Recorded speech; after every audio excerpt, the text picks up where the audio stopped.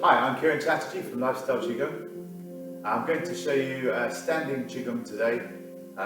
This is the fundamental standing Qigong as I understand it. It's called the mother posture, sometimes called 3 circles standing Zen. Let's just go straight into it. So after you've done your opening the gates, you'll get into the mother posture like this from your ready position. So you're taking in breath, scoop your hands out and round and sink in like this. Okay, and that's how to get into it. Now let me just run through a few things of how the mother posture looks. So firstly, let me show you from the side what's happening as I'm sinking in. I'm feet shoulder width and parallel. As I'm sinking in, I'm tucking the bum under and pulling the belly in to flatten this part of your back. You're flattening this section of your back here. So as I go from my ready position, this happens.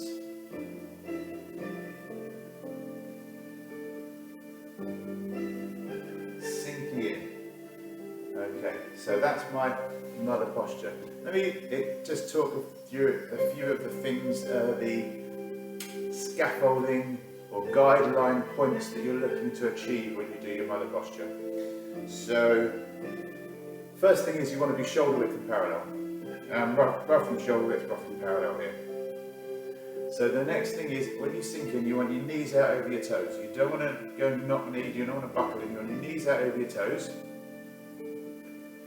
Tuck your bum under, pull your belly in. So one thing to look for is you keep your chin lightly tucked in, and I think of the Kirk Douglas dimple here, or John Travolta's dimple, like someone just poking you in the chin there to keep your chin lightly tucked in, to keep this neutral alignment in the back of your neck.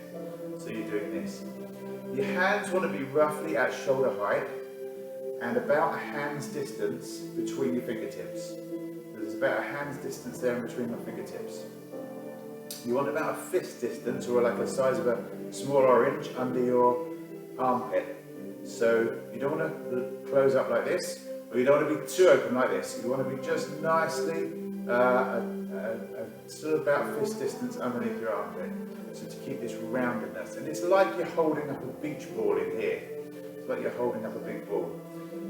You want your dragon palms, so your dragon mouth palms, which is like as if you hold your hand flat. If I'm holding my hand flat towards the camera here, if I take one thumb away 45 degrees this way and then 45 degrees forwards from that flat plane, and then open my hand out like I'm holding a ball, this is a dragon palm. So it's like you're holding a curved ball in here. So sometimes this is called 3 circles standing Zen.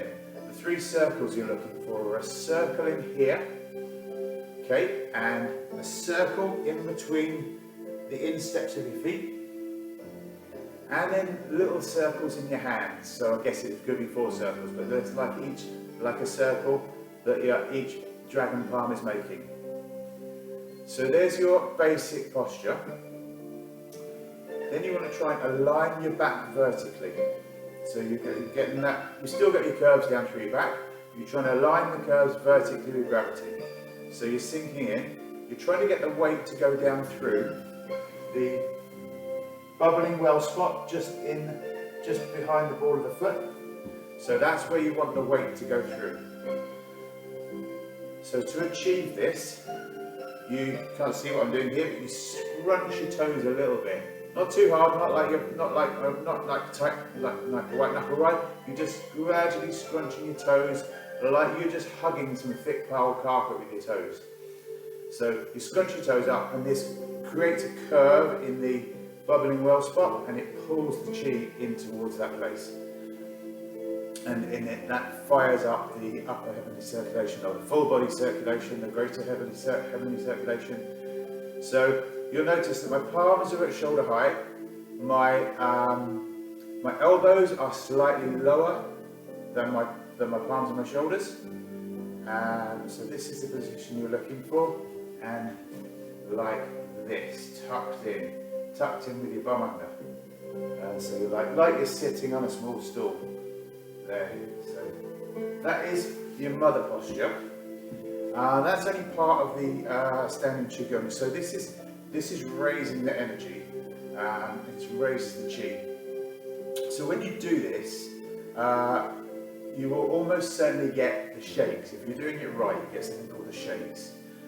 And the shakes is like, now I don't know if I can do it for you without making it look too manufactured, but what happens when you get the shakes, and it's a completely involuntary thing, don't try and make it happen, but when you sink in for long enough, your body starts just naturally just shaking.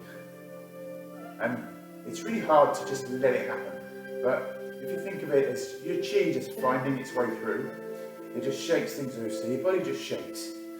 And you try and keep your chin tucked in, and you try and keep your head vertical, like you're being suspended from a piece of string from the crown of your head. Try and keep all those things in, and allow your body to shake. As long as it's not violent shakes that are throwing your body around, then it's just the Qi finding its way through.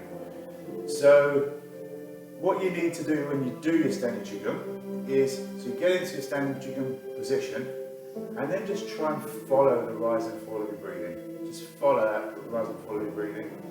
Breathe through your nose, tongue on the hard palate like you're saying the letter L, and then just defocus your vision. Look out ahead. If you could defocus your vision and just gaze at nothing in particular, but you can see everything out of your peripheral vision, sort of blurred, and just follow your breathing in and out.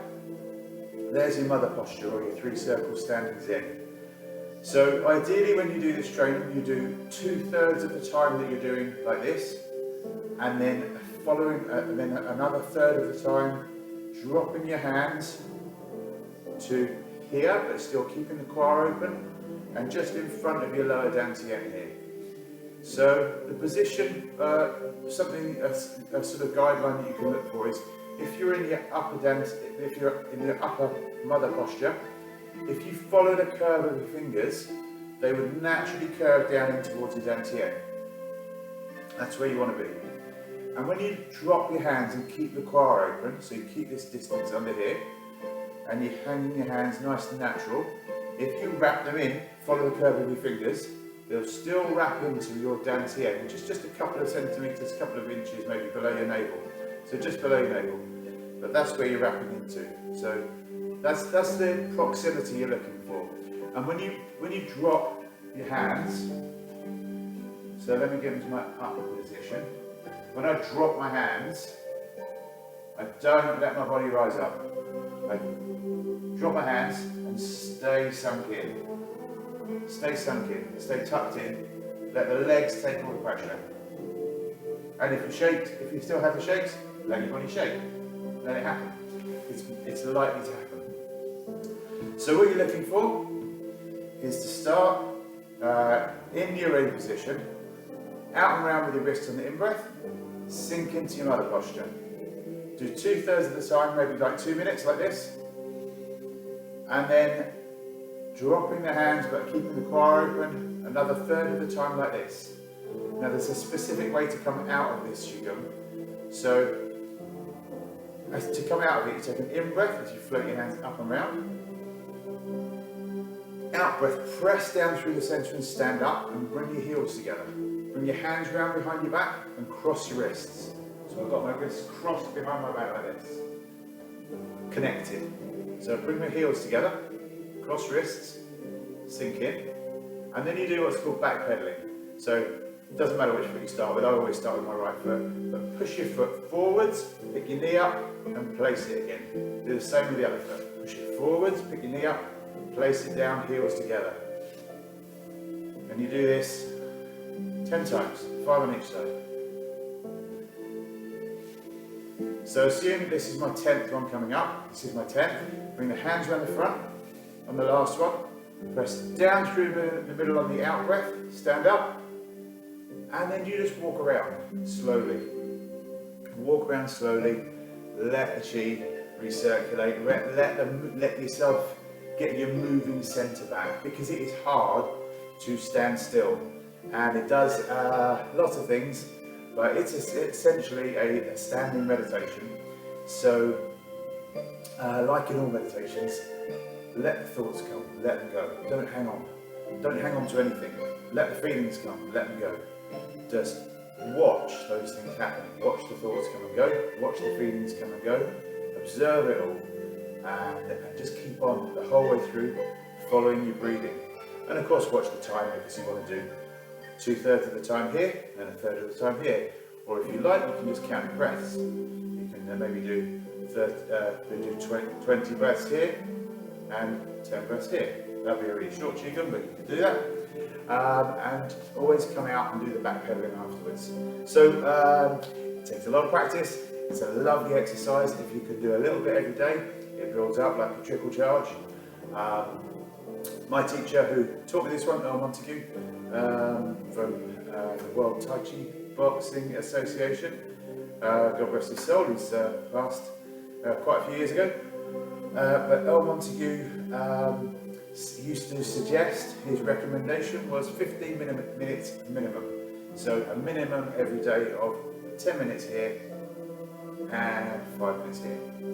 Now 15 minutes is quite a long time to do a standing Qigong, and I find for most people these days that's they haven't got the time in their lives to do that.